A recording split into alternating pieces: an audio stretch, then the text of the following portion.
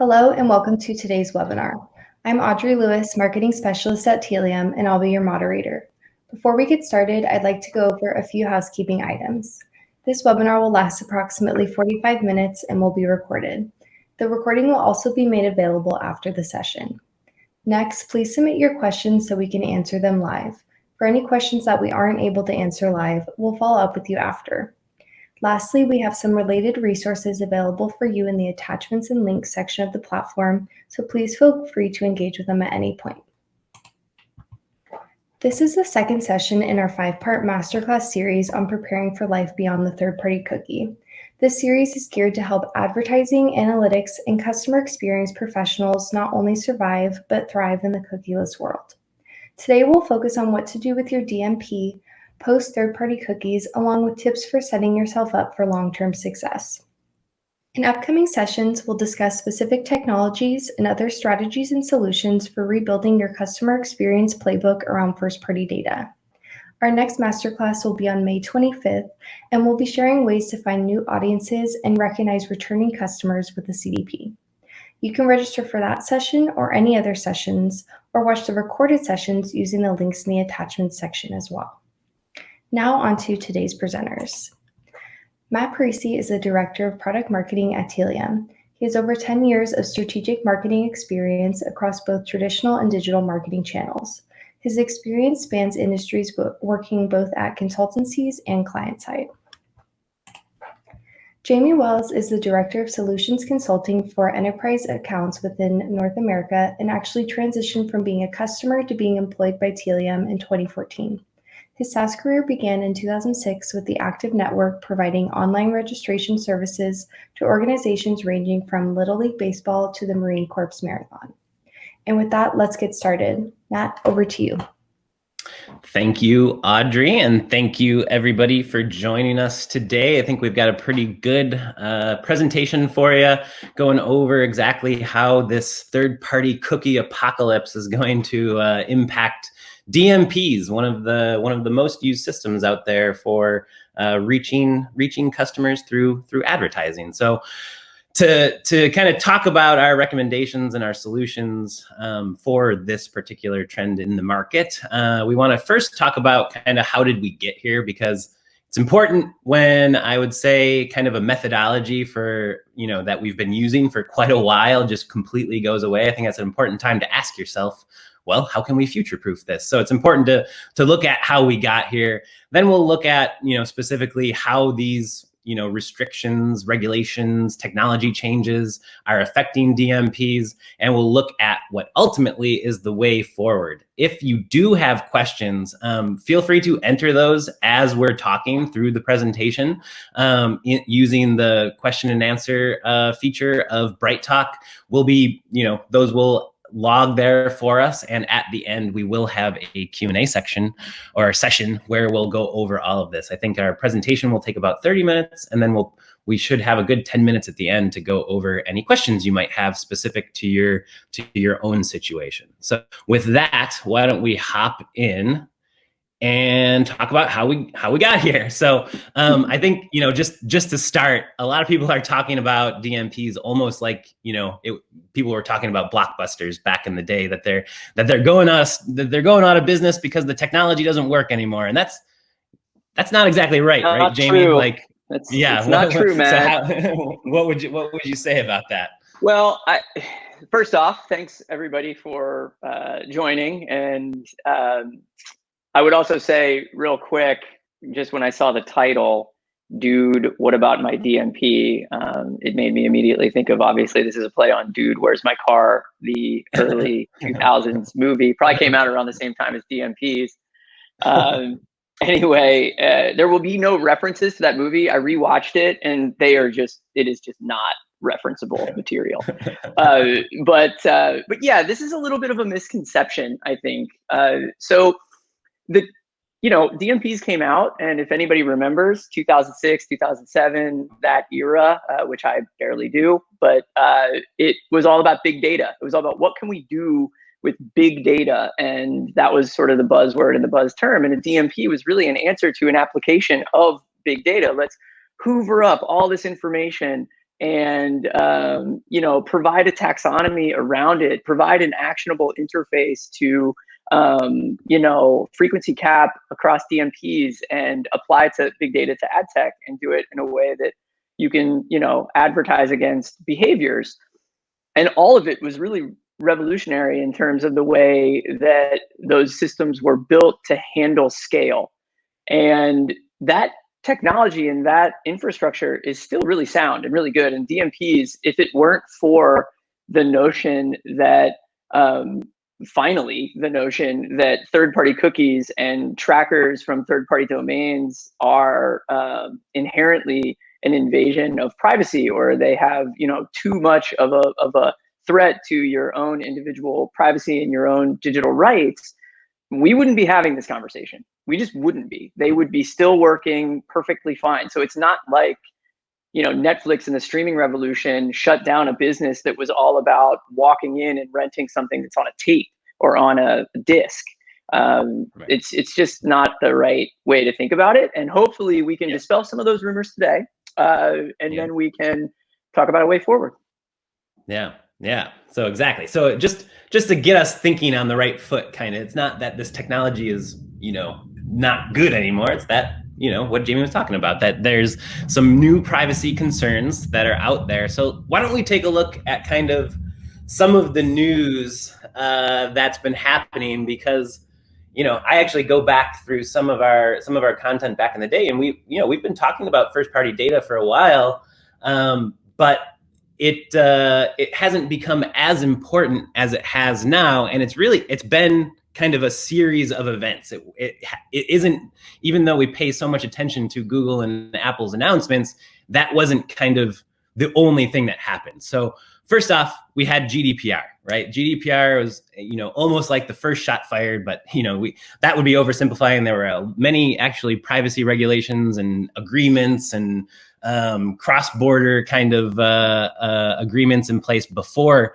GDPR. But GDPR really kind of started giving consumers rights about how their data was being used, and that kind of started the snowball, right? That started to occur. So we also saw kind of the next evolution was Apple's ITP. So Apple's ITP really kind of put restrictions on tracking people across sites, and that really impacted technology. Like, you see this headline here where Google was coming up with a workaround for Apple's ITP, because ultimately Apple's decision there would impact Google's products, whether it's analytics or ads and that kind of thing, and measuring the results of those ads.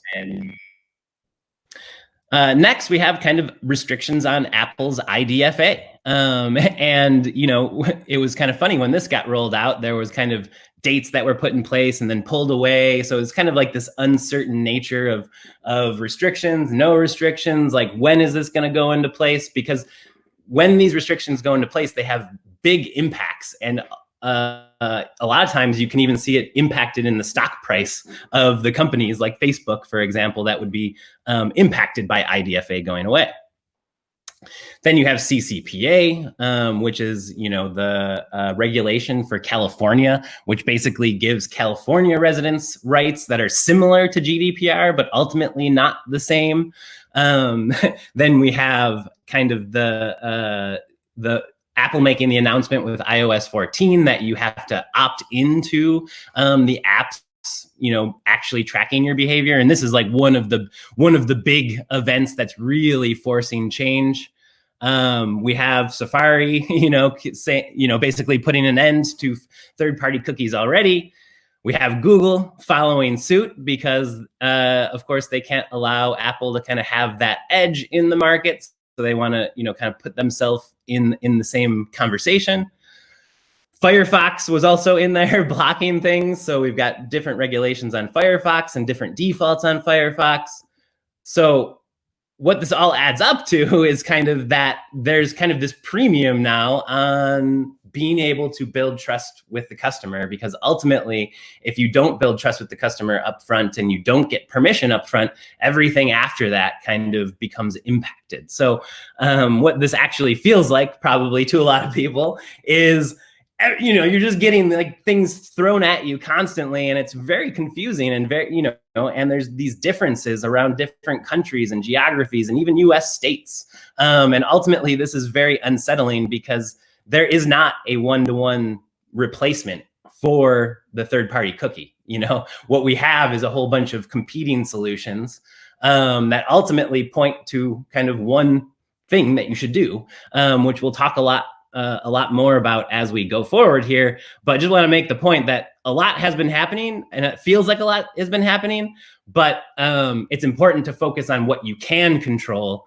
And when it comes to what you can control, I think it's useful, again, to kind of go through kind of the history of how these things have happened. So Jamie, can you tell us exactly kind of how we got to where we are right now? First off, thank you for moving on from watching that woman get drilled by a bunch of plastic bottles. So I want to take you through a quick timeline. Now, let's emphasize quick look because we have a lot to get through and get to, but it's worthwhile to level set and just sort of get everyone on the same page. So in 1994, some folks at Bell Labs, some folks at Netscape invented the cookie. And they invented the cookie. Here, I'll go ahead and control this slide. And then in 1996, DoubleClick was founded. That's a huge deal because DoubleClick was one of the first players that took the ad server and then said, hey, let's get a bunch of publishers together and then let's track behavior across all those publishers. It started with like 25 publishers, and obviously it grew into what we see today. It's also interesting to point out that the Federal Trade Commission in 1996, they, well, long story short, they put out a paper that said, hey, these are a privacy threat. These you know, cookies could be used as an invasion of privacy. That was ignored by the folks at Internet Explorer and the folks at Netscape, and away we go, right? Straight through into where in 2002 AdSense came out. And if anybody remembers AdSense, it's making it's all the remnant inventory. So it's the notion that you get all these really weird ads on all these blogs. Anyway, then real-time bidding. So now we start to get into auction style advertising and awarding bids to the highest bidder in real time, making for a very competitive landscape for eyeballs and impressions. Next, we have AdMob and the revolution that had to do with, oh, all of a sudden there's a new device and there's a new medium through which people are consuming the internet, basically, and we need a place to advertise for that. So mobile advertising, you know, was born as iPhones came out and people started accessing the internet on their mobile devices. Well, shortly thereafter is what we are going to talk about today. So DMPs come out, and DMPs are, hey, we have real-time bidding that came out. We have many demand-side platforms that are popping up all over the place, like Invite Media, Right Media, right? All these different systems. Let's find a way to aggregate audience and taxonomy and, you know, inventory across all the DSPs and give advertisers a leg up in terms of how to advertise, and then also give publishers a way to maximize their yield on their advertisements, because of course, if I'm going after a specific target audience, I'm willing to pay more for that target audience. After that, we have identity graphs. So all of a sudden, cross-device identity became the name of the game, and that's where you get your drawbridge, your tap ads, your live ramp, et cetera.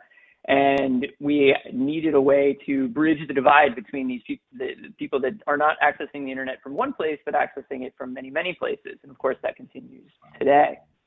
I'd be remiss if I didn't mention that Telium came out with a CDP in 2015, and CDPs in general, and this notion of, really getting a handle on your first party information and universal profile that you own and operate and distribute and control and govern is really a concept that began around 2015. And then of course, why we're really here today, which is this idea that, hey, it took 22 years from 1996, but finally regulators caught up and, started enforcing the notion that, and the realization that third-party cookies and trackers and multiple domains being able to set and read cookies in a browser is probably a bit too invasive and a bit too, much of a threat to a person's digital privacy. And so here we are today. So that's kind of how we got here. I wanted to also quickly take a look and level set on, hey, talking about a DMP, what exactly does a DMP do at a very, very high level? So this is from our friends at ClearCode, not my personal friends, but just a quick sort of unsolicited shout out to the folks at ClearCode for this graphic, because it does a really nice job. It says, hey, look, there's this exchange between an advertiser and a publisher. There's an ad slot, there's an auction. How does a DMP sort of interface with these things? Well, there's a series of cookie syncs that were architecturally designed to allow for a taxonomy and a segmentation that's universal. So I could look for, in this particular sense, a travel interest, and I would advertise. I would be willing to pay more as the advertiser of, Expedia, Hotwire, whatever, for this person to feed them an advertisement about travel. And therefore, that's kind of how DMPs operate. So it's interesting because you can see these three little cookies. Obviously, the demand side, the supply side, they have their cookies too. So we could just as easily be talking about them in this whole third-party cookie, teardown. Now, I wanted to also quickly discuss how we got here in terms of a look back at a survey that was done in 2012, managed by the Winterberry Group, which is a consultancy, and published on the Interactive Advertising Bureau, so IAB, which has made the news a lot lately.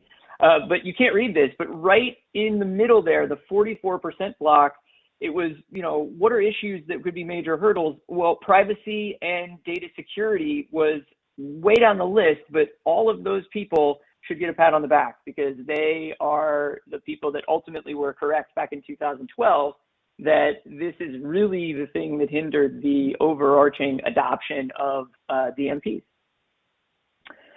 So I'll turn it back over to you, Matt. That's a little just, level set on how we got here. Now let's move forward. Let's stop looking backwards. All right. Super interesting. Interesting to see kind of how things evolve there and how the individual pieces of technology kind of like stacked up on top of each other. Fun product marketing fact. When Audience Stream first came out, so Audience Stream is Telium's customer data platform. It was originally called a first-party DMP. Sometimes I go back through the archives of our positioning and I see that one out there. It's kind of funny. Before that category was out there, that since DMPs already existed, that was the easiest way to get people to understand what it was. There was also, Matt, influence DMP, which I don't know if that one makes any sense anymore. But sure, yeah, that one. Google that one too. Yeah, a little more abstract. But anyways, how DMPs will be affected by third-party cookie loss. So, I think it's important. We've talked a lot about these already. So this is just to better kind of organize your brain around kind of what the challenges are and what the things you're going to be worried about when it comes to replacing the data management practices that you have in place around third-party. So first off is obviously the third-party cookies going away and how those third-party cookies are being used for measuring and targeting consumers. You have regulatory changes. So this is, we talked about GDPR earlier and CCPA. So these are different considerations, though, in many respects, there's kind of an overlap between the rights that a consumer would have and how a brand would use third-party cookies, for example. And then third is kind of the biggie, right? Are the browser updates. Just with the way that browsers are working now, you literally just can't use third-party cookies in the way that you used to use them. So this is things like Safari's rules and what the defaults are around ITP and IDFA usage. You of course have Firefox has slightly different rules, and then Chrome actually is the one that is not blocking third-party cookies today, but has announced that they will be blocking them in 2022. Which, when that happens, that's basically we're looking at 90%, upwards of 90% of internet traffic, being impacted by these changes. So Jamie just went over kind of what DMPs are, but they rely on third-party cookies. And ultimately, this identifier that's in the third-party cookie is what's allowing companies to track and target behavior in a relevant and one-to-one way. So when you think about, how to move forward here, it's not necessarily that, DMPs are going away for sure. There are some DMPs that will probably reinvent themselves.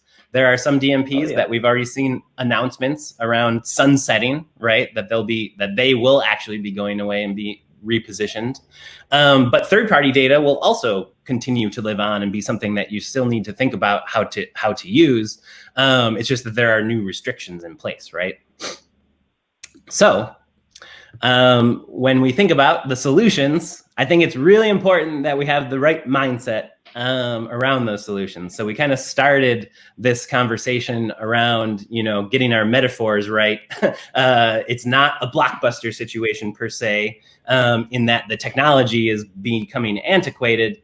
It's more a mindset of how we're recognizing our customers, giving, rights and, control to those customers and transparency around what you're doing. So, this cartoon is funny. I enjoyed it because I think it's a pretty accurate representation of how in general we think as marketers sometimes. But I would encourage don't be like these marketers.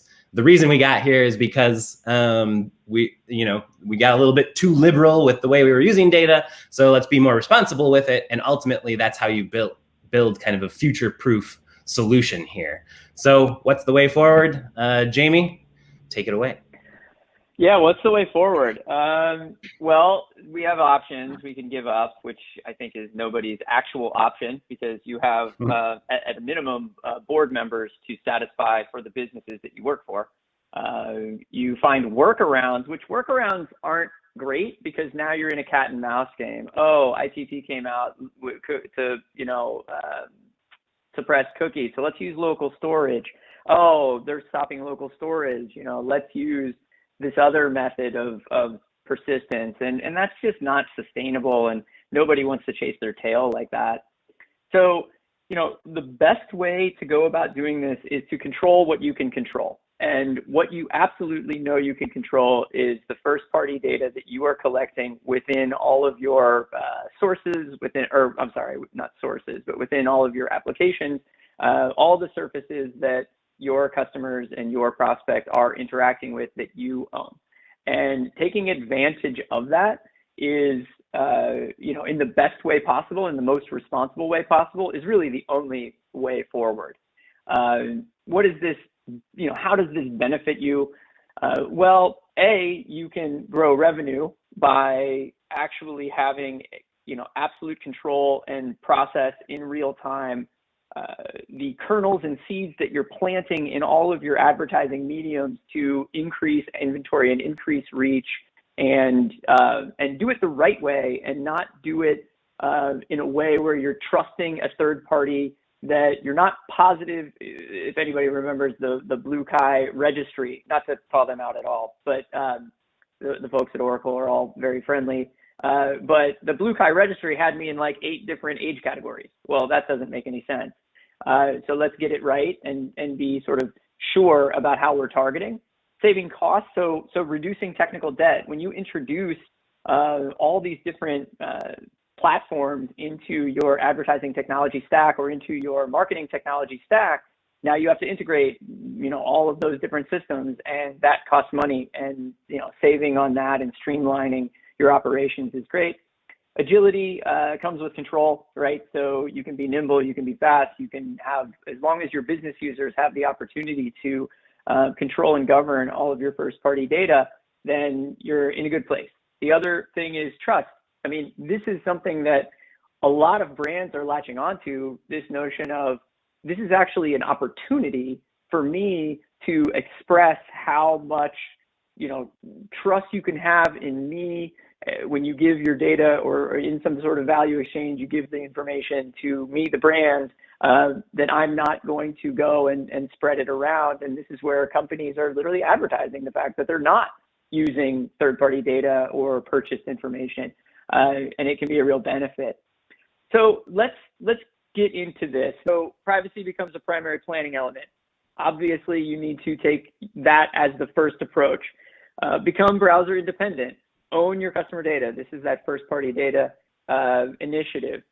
Adapt your data collection strategy in favor of stronger value exchanges. We'll go over examples of those. Double down on identity. Understand how identity works and the spectrum of identity and where your reach and where your conversion kind of are optimized in that funnel. And then evaluate the targeting mix now so that you can hit the ground running when Chrome really comes out with, obviously they're coming out with some solution for when they completely deprecate cookie support or third-party cookie support, but be ready for that solution so that you can really hit the ground running and your campaigns won't miss a beat. So let's get into this a little bit. Privacy by design. So our folks, our friends at, let me get this right, make sure that I'm saying her name correctly, Anne Kavokian, at the Information and Privacy Commission of Ontario, came out with these 7 foundational principles for privacy by design. Now, privacy by design is something that, and I'll go over these in a second here, but they are principles that can be applied to application design. They are principles that can be applied to business operations.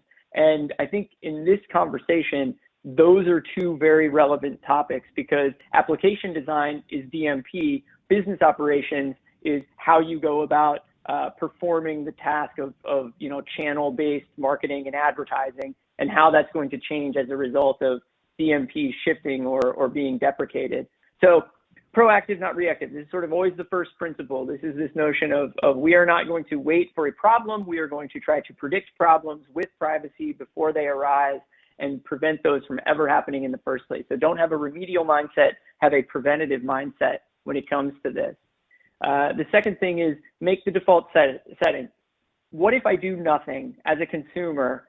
Is my privacy protected in the best way possible? And this has to do with DMPs, with this notion of GDPR. And hey, it's opt out until you opt in. And this is something that was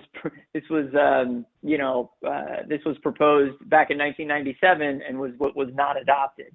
The second thing is embedded into the design. Architecturally, DMPs require a lot of middlemen that get their hands on these unique user identifiers and have the ability to match them in a match table and see the granular details of the information. And that architecturally is fraught with potential privacy threats.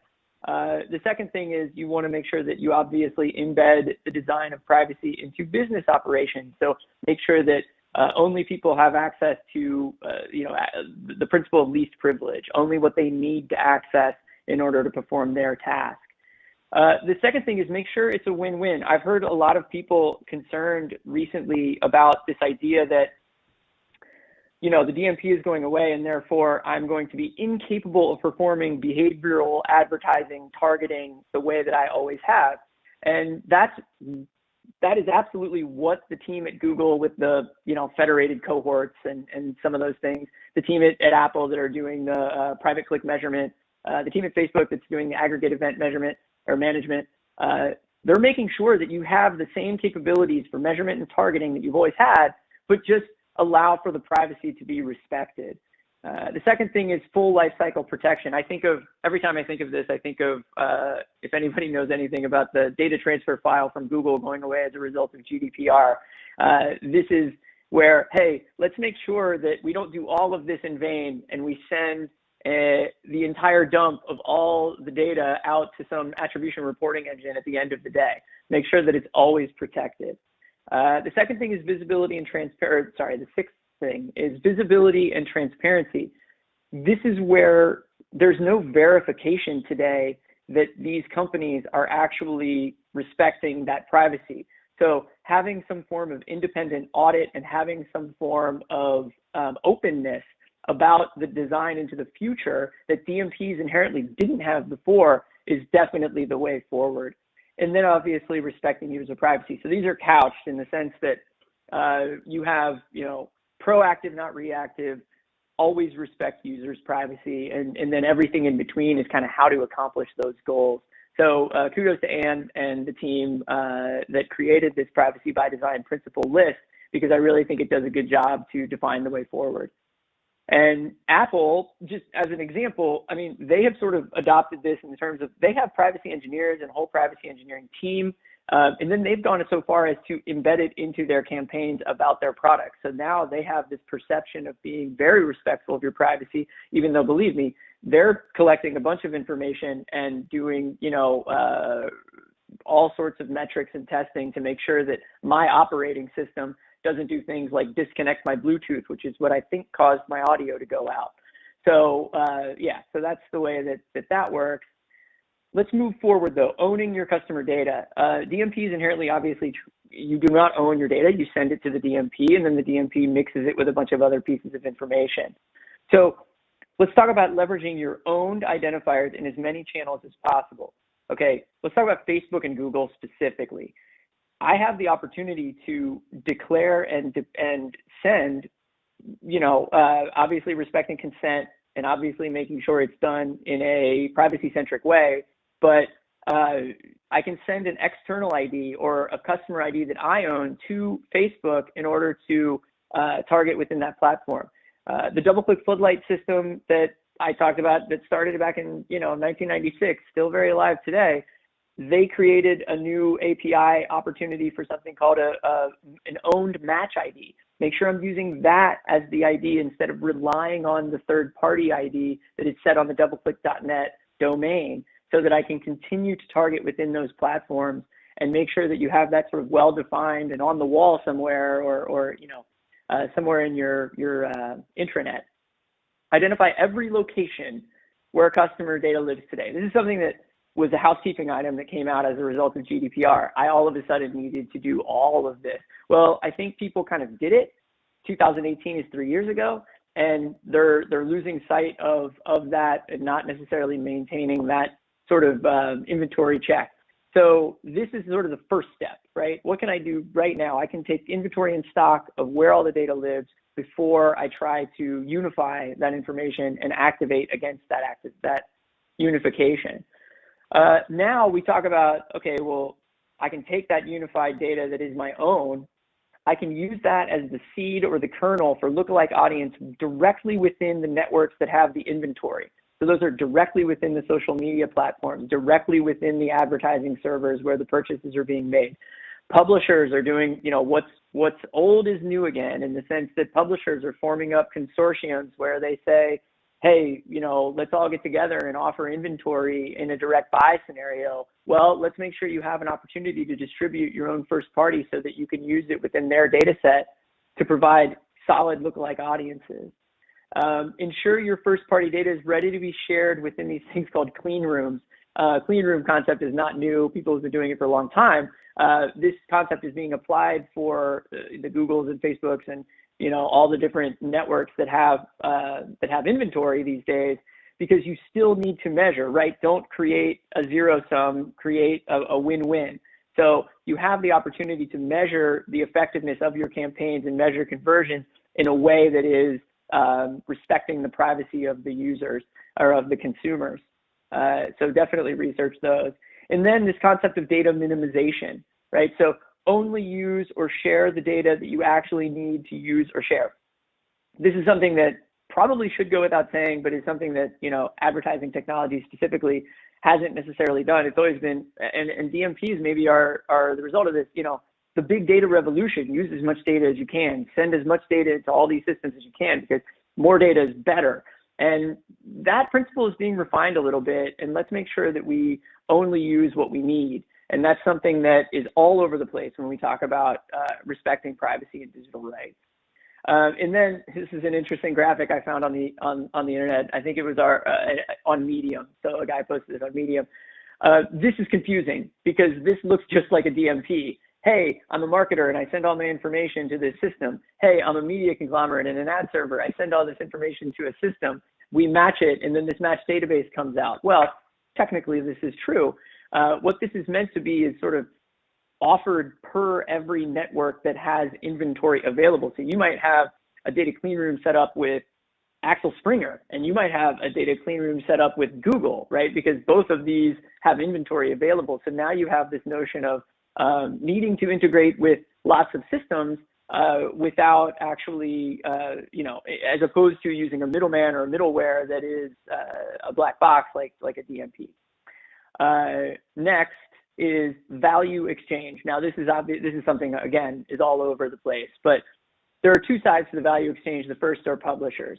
Now, the freemium paywall, this is your New York Times approach, right? I need to get this personalized information, this PII information from all of my consumers so that I can start to profile them and do it in a way that I can interface my inventory with advertisers. Next is email registration. This is your Medium. I just mentioned Medium. I have to register with Medium in order to look at the full article. And now they have an asset, and that asset is, you know, leverageable for them to provide premium advertising. Now allow cookies on the consumer's browser. So this is one where, look, this is your traditional approach, and this is the one that's going away. But this is something where it's like, hey, we can set up a little cookie banner that says, we're going to collect a bunch of cookies on you. Are you cool with this? And then you do it in a responsible way. And now you have inventory for anonymized traffic to your site, albeit first party, so you can't really mix it to create a better pool of inventory for impressions for your ad server.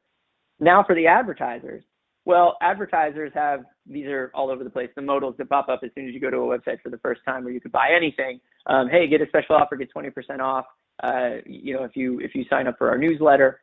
Loyal program incentives, so these are your Southwest Airlines of the world, which have great point systems, by the way. I wish to get back on a Southwest plane very soon. And then personalized products, and this personalized product is one I grabbed just because, hey, the more interactive and engaging, so this would be something like refinance your home, you know, go to this website, put in some information. Well, now this information is first party to the brand. They can leverage this information to plant a seed of a lookalike audience within any ad server they want. And if they have a first party organized, you know, customer data platform like system, that becomes actionable immediately for them. So the next thing, identity is crucial. So obviously all of this interactivity and interoperability, which I can't ever pronounce that word, but is crucial with respect to how do I do that? Well, you have to always start with the best possible ID for each, and this is a term being thrown around there, surface, right? A surface would be my Apple TV in my other room. A surface would be this computer that I'm, you know, presenting on today. And we want to make sure that we have the best possible ID collected in a first party manner. And this is something that you have to do research to identify how that's done, because it's also something that's changing rapidly. Build from this base. So create those, you know, all of those things are going to be independent profiles and independent looking people as you're collecting these things from these different first party data sets. And then you can see, as we layer PII on, we can actually do that cross device identity the same way that, or not the same way, but in a similar way to all those systems that came out in 2010. Understand the identity strategy for each ad network and categorize as appropriate. I think that's pretty straightforward, but that is something that you most certainly need to do. And then the unified ID approach. So this is where we talk about, like, Lotame has a panorama ID, Trade Desk is talking about this unified ID. They all have their roots in some form of hashed PII, and they all need to be properly vetted because they're viable solutions, but they're not going to be the end all be all solution because these systems, remember, operate on one specific side of the equation, and they're not necessarily the systems that actually have access to the advertising inventory. And then this goes without saying, I think, but privacy, respect, don't ever share through APIs or otherwise unhashed PII and then just count on the system you're sending the data to perform the hash on their side and respect that privacy. And then this was an interesting little article or little thing I read from the folks at ReadWrite. So ReadWrite had a review of a presentation given at a Microsoft conference, and it just sort of very clearly said, hey, look, there's anonymous, totally anonymous, there's pseudonymous. So that means basically like what your actual like handle is. So I go around creating a username of De La Jamie. Well, nobody knows that De La Jamie is James Wells unless now you know. Self-asserted and then verified. And I think you'll see a lot more verified users these days because, you know, that verification is something like Twitter does, for example.